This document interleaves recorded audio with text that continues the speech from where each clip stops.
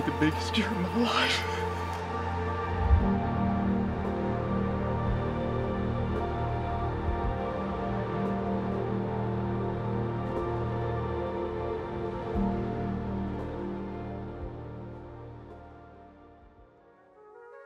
I'm Brian Kelly. I am from North Carolina. I had an amazing year last year. My season covered from North Carolina to Nunivak Island. I got drawn early last February for an Alaska tag to go hunt muskox in the fall hunt on Nunivak Island, which is in the middle of the Bering Sea. That hunt was in August, so I left North Carolina second week of August. Hey guys, I have made it to the Raleigh-Durham Airport. First leg of my trip is to Seattle. Everything is on time, so we're gonna go find us a seat here at the gate, and we got about an hour before we board. So looking forward to the trip, not looking forward to this 5.5 hour flight, but get to do what you gotta do. 4,500 miles, 5,500 miles is a long way, so stick around. We're gonna go get on the airplane.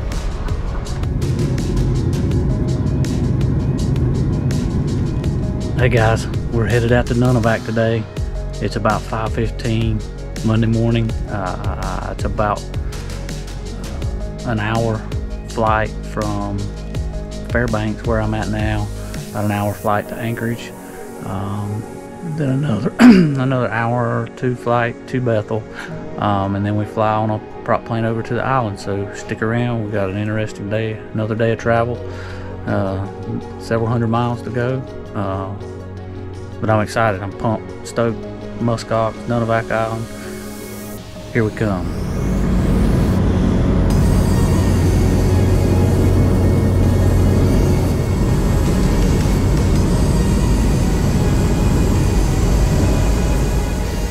Nunivak Island, if you don't know, is in the middle of the Bering Sea, has a very small tribe of Eskimos that still live there in one place, and that's where we flew to. Met the locals and the transporter that we used.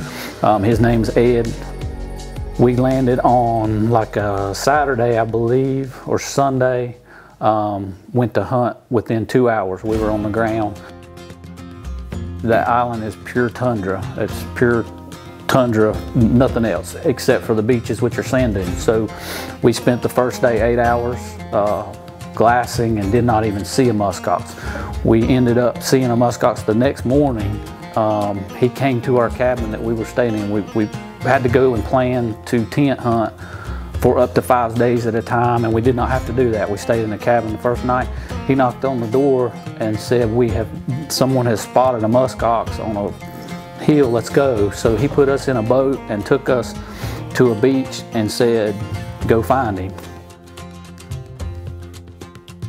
After I measured it with GPS, it was about 4.5 miles of chasing this muskox and spotting him here and there, and we just happened to be behind him. He was going east, and so we chased him all the way to the end of this island.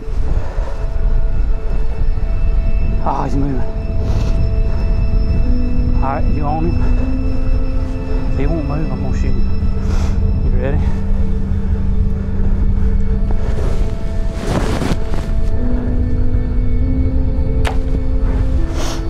That's a dead bull. He's going down.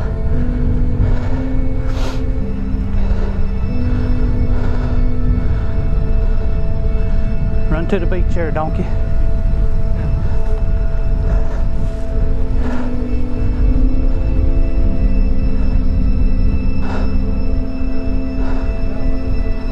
He's about done.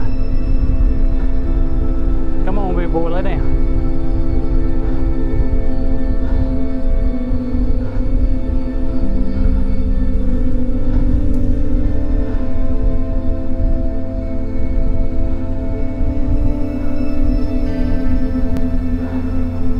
There we go, he laid down. I just killed this muskox in the middle of the Bering Sea. There was water on 3 sides in the middle of the ocean on a sand dune. I would have never guessed. They're all killed in tundra or snow, and I killed mine with archery equipment in the middle of the ocean, honestly. I mean, we had to deal with sand and salt. All right, guys, we pulled it off. That was pretty exciting stuff after the 10-mile treacherous walk across this peninsula. Anyway, we pulled it off. The bull we saw this morning about 10 o'clock. Chased him, I don't know, we'll measure it, but it's probably 5, 7, 10 miles across the tundra. Found him point blank, and that's something to see.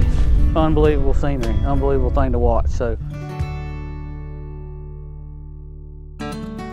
after I tagged out in Alaska, I was back on a plane ready to go for our Ohio deer season. Muzzleloader season in January is the first week of January for Ohio. We had one shooter that was 5 years old that we knew of, the only deer that we cared to shoot. All right, guys, it's January 10th, and it's the last day of muzzleloader in southeast Ohio. We gave yesterday a break. Yesterday and the day before, we didn't even hunt these bucks because the wind was wrong. We got a good wind today, and Josh went back to where he was. I came back to where I was earlier. The buck he's trying to kill was here yesterday afternoon, but I think he's staying bedding closer to Josh, so we'll see what happens. Never know. That's why we're both here. We want to make sure we have both our bases covered. Maybe he'll show up, maybe he won't, but hopefully we'll get some footage of at least some of our good deer. Hopefully it's our last shot, last day of the hunt. We came in late this morning and snuck in real quiet in the daylight, and I'm gonna sit all day. It's about 10 o'clock now. I'm gonna sit till dark. So hopefully by this afternoon they'll get on their feet, get hungry, and we'll see what we can put on the ground.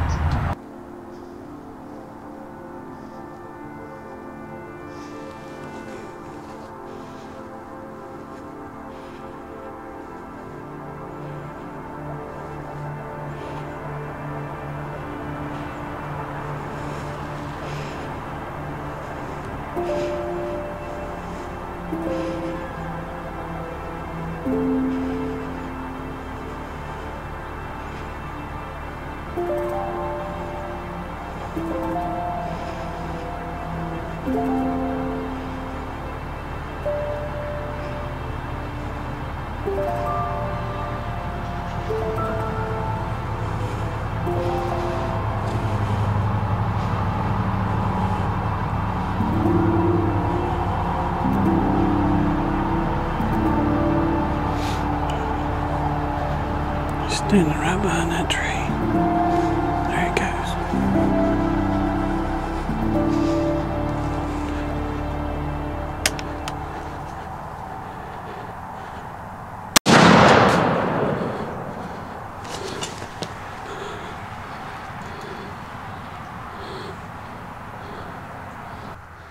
Not good shooting light, but that was him.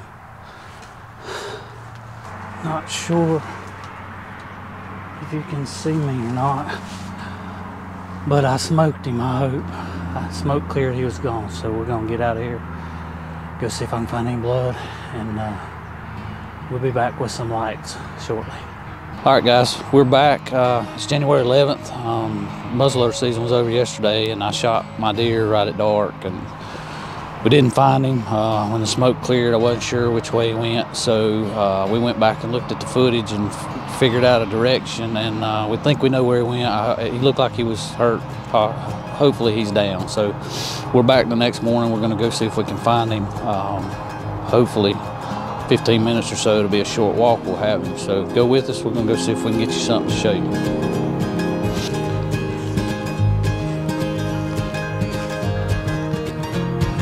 Right there. There he is. Dead donkey. Dead donkey.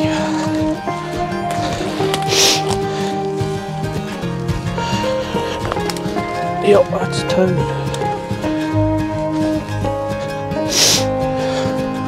All right. He didn't go 100 yards, did he?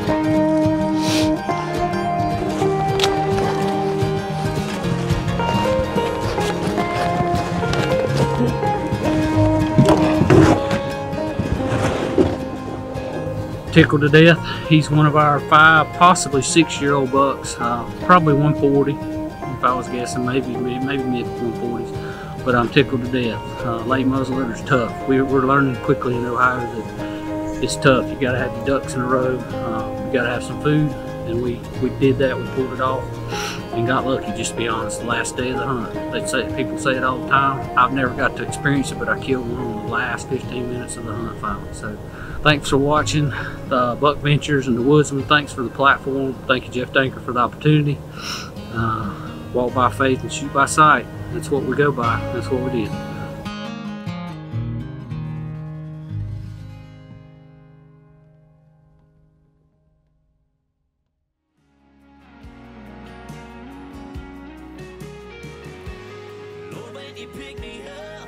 Well, hey guys, welcome to this week's Walk by Faith. Today we're going to dive into Revelation. Revelation's 22:19.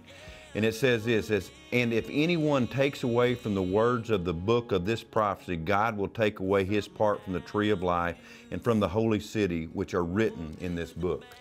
Man, that's serious stuff. And you know, the Bible talks so much about false prophets, and it talks about, I mean, anytime that we're handling the Word of God, we need to be very careful, just because this is what God's saying. And you know, the other thing I want to bring out here, guys, is God is the author of this book. You know, John, the apostle, wrote this, but God is the author. He inspired, he made John write this in a sense. So remember that, God is the author. Everything here is the truth. And it's the truth. If we tamper with this, take away or add to it, we're in big trouble. Guys, thanks for watching this week. And remember, as we always say, shoot by sight and walk by faith.